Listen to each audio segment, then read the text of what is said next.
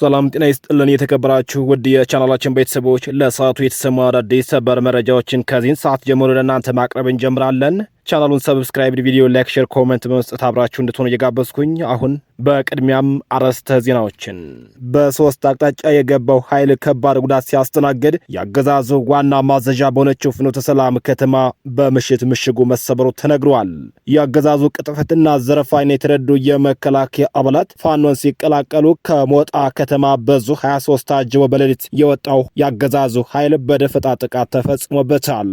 በርካታ የሰራዊት አባላት የምህረት አዋጁ የተቀላቀሉ ሲሆን የኢንጂነር ደሳለኝ አሰፋ ክፍለ ጦር ተጠባባቂ የፋኖ አባላትን ማስመረቁን ቀጥሏል።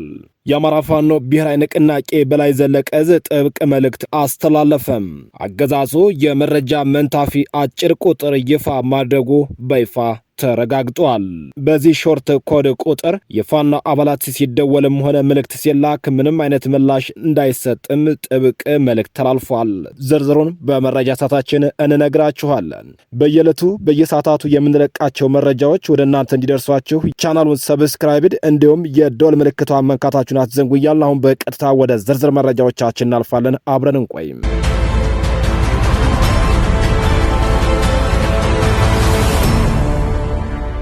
በሶስት አቅጣጫ ወደ ጃቢ ጠህናን ወረዳ ማክሰኝን የመጣውና ፍኖተ ሰላም ከተማ የመሸገው በርካታ ያገዛዙ የጥፋት ሰራዊት እንዳልሆነ ሆኖ ተመልሷል።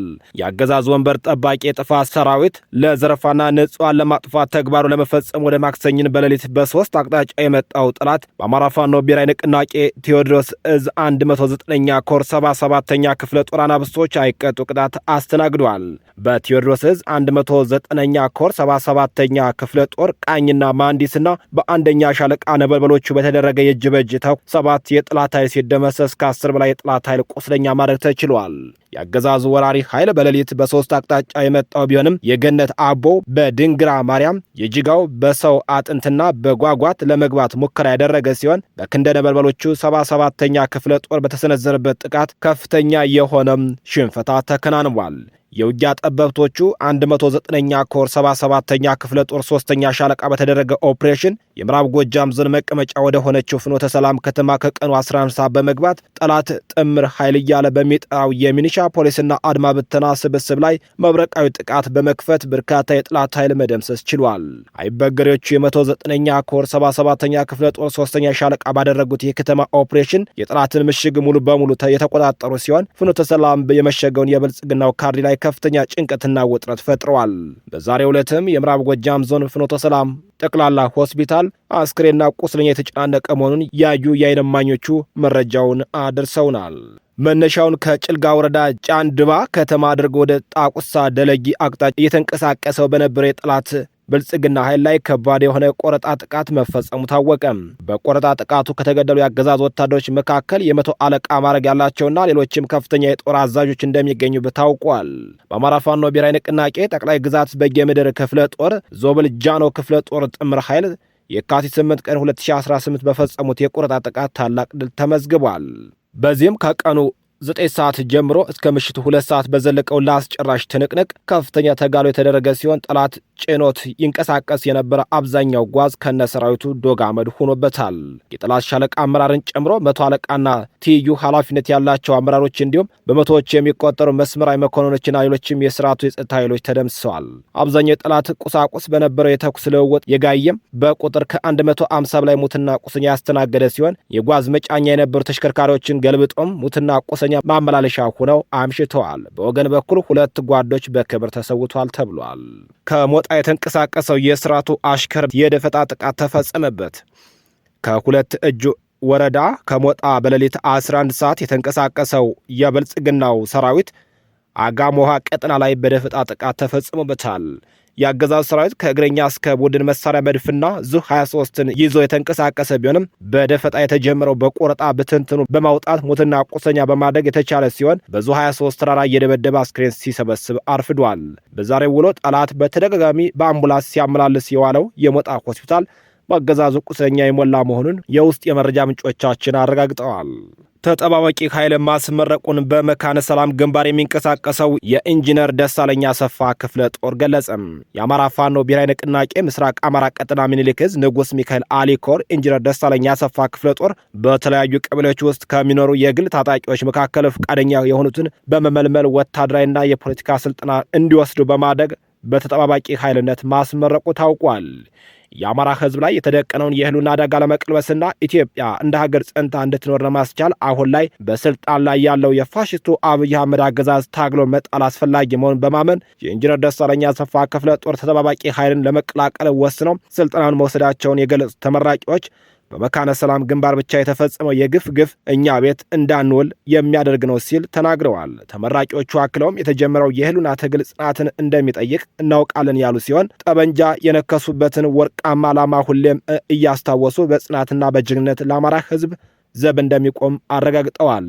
ነጻነት በነጻ ስለማይገኝ ሁሉም አማራ የበኩሉን ድርሻ ሊወጣ እንደሚገባ ነው ተመራቂዎች የገለጹት። የኢንጂነር ደሳለኝ አሰፋ ክፍለ ጦር ስልጠና ዘርፍ ኃላፊ ኮማንደር ጀንበሩ ጌታቸውና የክፍለ ጦሩ አባል የሆነው ኮማንዶ ጠለለም አሰፌ እንዲሁም የንጉስ ሚካኤል አሊ ኮር ኦርዲናንስ አርበኛ ፍቃዱ ገንብር ከምኒልክ ዕዝ ትምህርትና ስልጠና መምሪያ ኃላፊ ጋር በመተባበር ወታደራዊ ስልጠናውን የሰጡ ሲሆን የተጠባባቂ ኃይል አባላቱ የፖለቲካ ንቃተ ህሊና ለማሳደግ የሚያስችለውን ስልጠና ደግሞ ከዕዙ ትምህርትና ስልጠና መምሪያ በመጣ አካል እንዲሰጥ ተደርጓል ብለዋል። በማለዳው ጀንበር ያገዛዙ ኃይልን በመክዳት ፋኖን የተቀላቀሉ ሁለት የቲም መሪዎች የአማራ ፋኖ ሸዋ ጠቅላይ ግዛትን ተቀላቅለዋል። በአገዛዙ ወታደራዊ ካምፕ ተቆጥረው ቢያድሩም ሲነጋ በማለዳው ፋኖን ተቀላቅለው የሚገኙት የመከላከያ ሰራዊት አባላት ቁጥራቸው ከቀን ወደ ቀን እየጨመረ ይገኛል። የአማራ ፋኖ ብሔራዊ ንቅናቄ አፋበን ያወጣውን የምህረት አዋጅ በመቀበል በርካታ የብልጽግና ወታደሮች በግፍ ፋኖን መቀላቀላቸውን አጠናክረው ቀጥለዋል። ዛሬ በማለዳው መነሻቸውን ከደራ ጉንደ መስቀል ከተማ ያደረጉት የአገዛዙ 15ኛ ክፍለ ጦር ጋሻ ክፍለ ጦር 5ኛ ሻለቃ የመከላከያ ሰራዊት ሁለት የቲም መሪ አመራሮች ከነሙሉ ትጥቃቸው የአማራ ፋኖ ብሔራዊ ንቅናቄን ሸዋ ጠቅላይ ግዛት አጼ አምደ ጽዮን ኮር አጼ ዳዊት ክፍለ ጦር 3ኛ ቀስትነህ ሻለቃን መቀላቀላቸውን ክፍለ ጦሩ በላከው መረጃ ገልጸዋል። አፋብን ያወጣው የምህረት አዋጅ በበርካታ የሸዋ ከተሞች ከትሞ የሚገኘው የብልጽግናው አየር ወለድና እግረኛ ሰራዊት ተቀባይነት አግኝቶ በርካታ ዕድልን እየተጠቀሙበትም ይገኛሉ።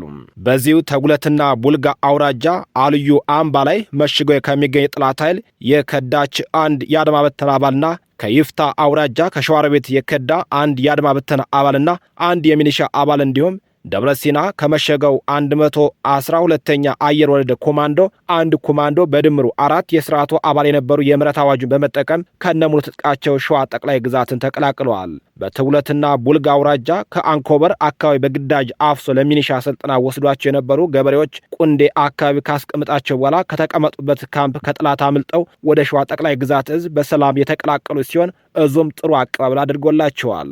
አሁንም ለጸረ አማራው ስርዓት ወገናችሁ የገንዛ ወገኖቻችሁ የምትጨፈጭፉ የስርዓቱ አባሎች ድርጅቱን ያወጣውን የምህረት አዋጅ ተጠቅማችሁ ፋኖ እንድትቀላቀሉ በድጋሜ ጥሪ እናስተላልፋለን ሲል እዙ አስታውቋል። ከአማራ ፋኖ ብሔራዊ ንቅናቄ በላይ ዘለቀ ዕዝ መይሰው ካሳ ሁለተኛ ኮር የተሰጠ መግለጫ በመይሰው ካሳ ሁለተኛ ኮር በሚያስተዳድራቸው ማዕከላዊ ጎንደር አለፋ ወረዳና ነባሩ ጭልጋ ወረዳ በምዕራብ ጎንደር አዳኝ አገር ጫቆ ቋራ ወረዳና ከፊል መተማ የምትገኙ የፖሊስ አባላት ጸረ ሽምቅ ያገዛዙ የካቢኔ አባላት ሚኒሻ በአገዛዙ የጥላቻ ስያሜ አድማ ብተናና ስርዓቱ በማያባራ ጦርነት እየተማገደ ላለው የመከላከያ ሰራዊት በሙሉ የአማራ ፋኖ ብሔራዊ ንቅናቄ ባደረገው ጥሪ መሰረት እንደ ፍላጎታችሁ በሰላማዊ መንገድ ወደ ቤተሰብም ሆነ ወደ ፋኖ ትግል እንድትቀላቀሉ በተሰጣችሁ ነጻ ፍቃድ ተጠቃሚ እንድትሆኑና ከከንቱ የህይወት መስዋዕትነት እንድትድኑ ወገናዊ ጥሪያችንን ማስተላለፍ እንወዳለን ብለዋል። የአገዛዙ ስርዓት የፖለቲካ አሻጥር ለአማራው ሆነ ለሀገሪቱ ምንም አይነት ጥቅም የሌለው ሀገሪቱን በደም እያጨቀየ በስልጣን መቆየት የሚፈልግ ፍጹም ጸረ አማራና ጸረ ኢትዮጵያ የፋሽስት ድቅል ከዚህ በኋላ ዕድሜ እንደማይኖር መፍቀድ አስፈላጊ እንዳልሆነ በውል በመረዳት የህልውና ትግላችን በህዝባዊ አብዮት ጀምሮ አሁን ላይ በመርህ የሚተዳደር አንድ አሻጋሪ ድርጅት አፋብን መመስረቱ መተማመኛ አሻራችን መሆኑን እንድታውቁ ማሳሰብ እንወዳለን ብለዋል። ይህ ሳይሆን ቀርቶ ያቀረብነውን ጥሪ ችላ በማለት በሚወስዳቸው እርምጃ በባንዳነት ጥቁር የታሪክ ጠባሳ ለትውልድ ጥላችሁ እንዳታልፉና ወደ ውድ ህይወታችሁን እንዳታባክኑ ማሳወቅ እንወዳለን ሲል የአማራ ፋኖ ብሔራዊ ንቅናቄ ሰሜን አማራ ቀጠና በላይ ዕዝ መይሰው ካሳ ኮር ባወጣው መግለጫ አስታውቋል። ነጻ በወጡ አካባቢዎች የሚደረጉ ህዝባዊ ውይይቶችና መድረኮች ተጠናክረው ቀጥለዋል። በአማራ ፋኖ ብሔራዊ ንቅናቄ ሰሜን አማራ ቀጠና በላይ እዝ ሜጀር ጀነራል ውባንታ አባተ ኮር ጉና ክፍለ ጦር ከአንዳቤት ወረዳ ማህበረሰብ ጋር ሰፊ ውይይት አካሂደዋል። የአብይ አህመድ አገዛዝ የአማራን ህዝብ ትጥቅን ቀርቶ ቀበቶን አስፈታለሁ ያለው ዙፋን ጠባቂ በጀግኖች ክንድ ረመጦች የጉና ክፍለ ጦሮች የፋኖ አባላት ትጥቁ ስንቁ ህይወቱን ጨምሮ እየገበረም ይገኛል። ስለሆነም እርቃኑን የቀረው የአብይ አህመድ አገዛዝ ከስሩ ገርሶ ለመጣል ከህዝብ ጋር በሚከተሉት ጉዳዮች ውይይቶች ተደርገውባቸዋል። የህዝብ አስተዳደር ፍትህ ማስፈን እና የህዝብን ሁሉን አቀፍ ድጋፍ ማስቀጠል፣ የህዝብ አገልግሎት ሰጪ ተቋማት ሰላምና ደህንነት መጠበቅና ማስጠበቅ፣ የአገዛዙ ወታደሮችና ካድሬዎች የምህረት አዋጁን ተቀብለው ትግሉን እንዲቀላቀሉ ወደ ሰላማዊ ህይወታቸው እንዲመለሱ ግንዛቤ ሰጥተዋል።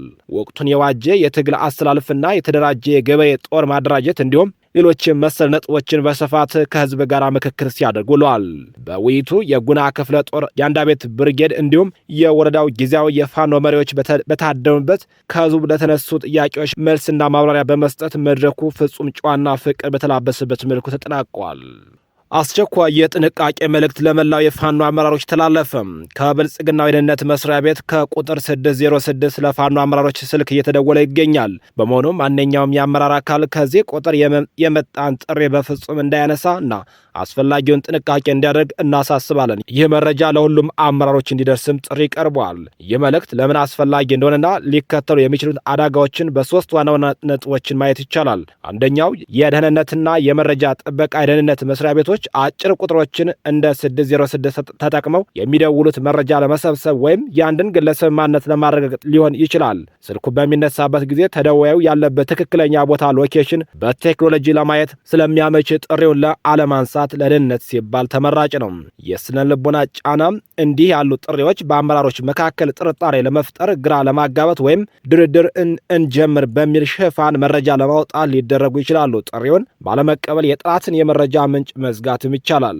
ሶስተኛው የመረጃ ተደራሽነትን ሸር በፍጥነት ካልተሰራጨም አንድ ወይም ሁለት አመራሮች ባለማወቅ ጥሪውን አንስተው ለአደጋው ሊጋለጥ ስለሚችሉ ነው። በመሆኑም መረጃው በየደረጃው ላሉ የአደረጃጀት መዋቅሩ ማድረስ አስፈላጊም ሆኗል። በዚህም ሁሉም ይህንን ቁጥር 606 በሚደወልበት ሰዓት ያለማንሳት ትብብር እንድታደርጉም ጥሪ ተላልፏል። ሲቢጂ የኢትዮጵያ መንግስት ሮይተርስ ጋዜጠኞችን የሥራ ፍቃድ እንዲመልስ አሳሰበም። የጋዜጠኞች መብት ተሟጋች ድርጅት ሲቢጂ የኢትዮጵያ መንግስት የሶስት የሮይተርስ ጋዜጠኞች የሥራ ፍቃድ እንዲመልስ ጥሪ አቀረበ። ባለፈው ሳምንት የኢትዮጵያ መንግስት በአዲስ አበባ ለሚገኙ ሶስት የሮይተርስ ጋዜጠኞች የሥራ ፍቃድ አለማደስና 39ኛው የአፍሪካ ህብረት የመሪዎች ጉባኤ እንዲዘገቡ የተሰጠውን ፍቃድ መሰረዙ ይታወሳል። እርምጃው የተወሰደው የዜና ወኪሉ ኢትዮጵያ ለሱዳን ፈጥኖ ደራሽ ኃይል አባላት ማሰልጠኛ ካምፕ ገንብታለች የሚል የምርመራ ዘገባ ካወጣ ከጥቂት ቀናት በኋላ ነው። የሲቢጂ የአፍሪካ ፕሮግራም አስተባባሪ ሙቱኬ ሞሞ ድርጊቱን በዓለም አቀፍና በገለልተኛ ፕሬስ ላይ እየታየ ያለው አሳሳቢ የጭቆናና የቁጥጥር እርምጃ አካል ነው ብሎታል። ባለስልጣናቱ የሮይተርስ የሥራ ፍቃድ እንዲመልሱና ትችት የሚያቀርቡ ጋዜጠኞችን እንደ ስጋት ከመመልከት እንዲቆጠብ አሳስቧል።